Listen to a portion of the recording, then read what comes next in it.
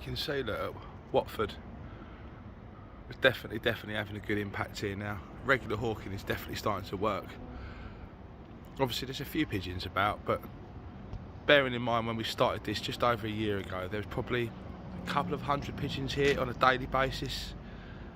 Literally. I mean, obviously we've got the odd couple here. The local residents are feeding these birds, which, as you can see, we've got a small little number of pigeons up there, but even so, these are getting reduced down. That was a flock of about probably 30 a month or so ago. Gradually the numbers are slowly just clearing off. Where they're just not comfortable to live here anymore. Hawks are constantly unsettling them every single morning, or a couple of times a week at least. The local gulls obviously have picked up now that Heidi the hawk's turning up on a regular basis. They're constantly making alarm calls. I'll do a little video when Heidi is actually upsetting the gulls as well, just to show you how effective it really is. Once the gulls come over, and it helps unsettle the pigeons, and that's what's basically been happening. The gulls will make an alarm cry out and unsettles the pigeons. The pigeons just can't settle. In turn, they've slowly started to disperse and look for other areas to live. These planters, once upon a time, were full of nests, various different stages of bird life, from eggs all the way up to youngsters, to fledgling squabs, young pigeons that is. As you can see, once again we are pest bird free. Just proof that regular visits with these hawks, you know, it's not going to happen overnight. It's not no quick fix. I mean, we've been coming here now for 18 months or so, twice a week, but this is just proof that regular visits, kept up to date, various times of day. Sometimes we come early in the morning, sometimes we come in the evening, sometimes we be in the afternoon, just so there's no regular pattern. Working the birds properly, using other methods such as laser pens, audible bird scarers, and this is the proof you can have. I've been filming a good couple of minutes and you've not seen a single pigeon come over. Like I say, if you used to go back through previous videos and see on this site, when we first took over, there was pigeon fouling running down all the windows. There was, like I say, it was just horrific. Good flock of a good couple of hundred birds here, reduced down to pretty much 5 or 6 birds. So yeah, job well done, I say. Anyway, I'm going to get on. All the best. And here we are. This is 5 minutes since my last little video. Difference is, as you can see now, I've got young Heidi out on the roof, and you can already hear from a distance and see from a distance what's starting to happen. And this is exactly what we're trying to achieve. Let me just try and get out the sun so I can get a better view of what's going on. But yeah, this is in Watford we're at now, and as you can see, this is exactly what we're trying to achieve. We've got Heidi now out the van. Her presence has been noted by all the surrounding birds, and this is the chaos that we start to cause. And these gulls letting out this alarm call will naturally just tell every other bird in the area that there's a predator about.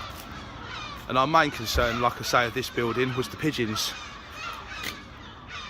The gulls are not so much an issue here. The gulls tend to be nested on buildings surrounding here, which, to be fair, is not really our issue at the minute.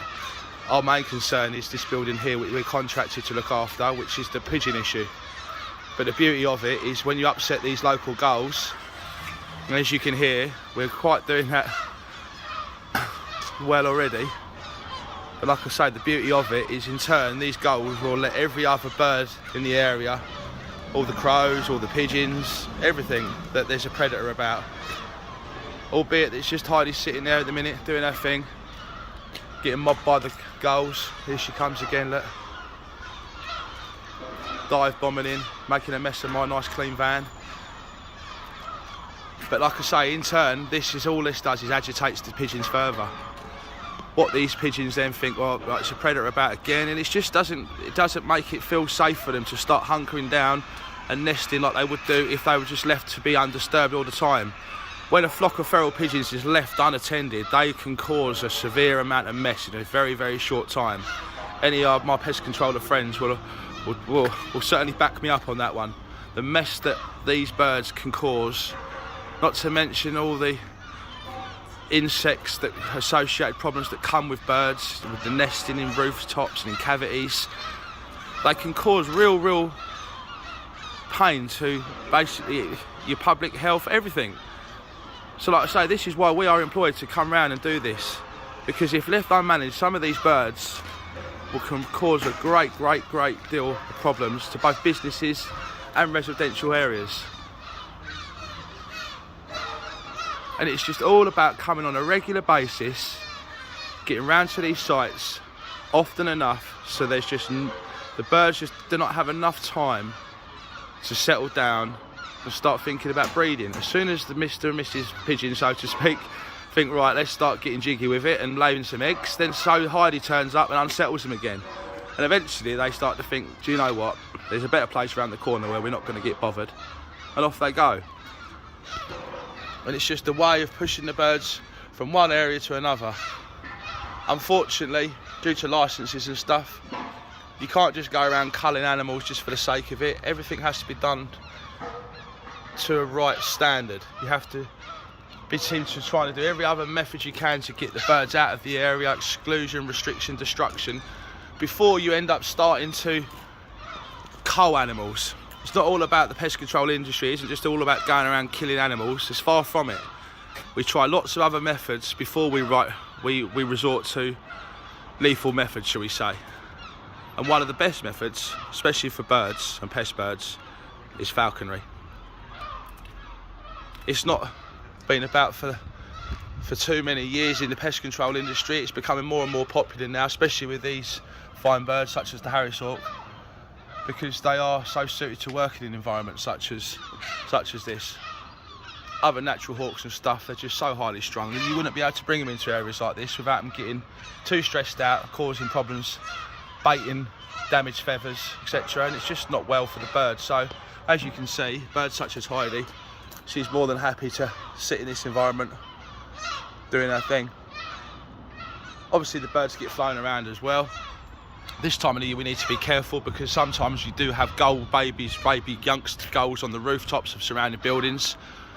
And once again, these Harris hawks don't pick their victims. If they see an easy victim, then they will pounce on it. And all that means is my Heidi catches a gull on top of the roof, and it makes it impossible for me to retrieve her until she's eaten it and she's ready to come back to me, which in some cases could be 3 or 4 days after. So there's a lot to it and there's a lot involved, but if it's done properly and it's done right, you can have some good results. Anyway, I've waffled on for far too long as usual. Again, thank you all for listening. We'll see you all again soon. From me and Heidi and a handful of angry gulls, we wish you a good day. Take care.